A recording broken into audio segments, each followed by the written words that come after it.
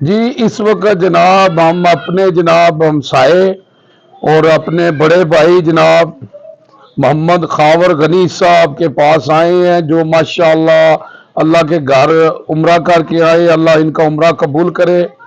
تو جناب یہ ہمارے ہمسائے بھی ہیں، بلادری بھی ہے، تو یہ ہمارا فخر بھی ہے جناب۔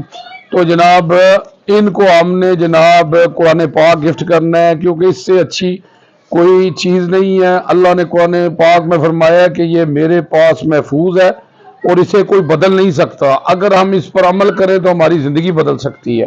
میں کیا بیان کروں صلی اللہ علیہ وسلم کی شان میں، اللہ نے سب کچھ نازل کر دیا ہے قرآن میں۔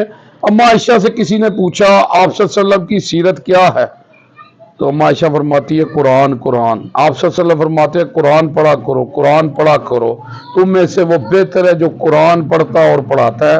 اللہم صلی علی محمد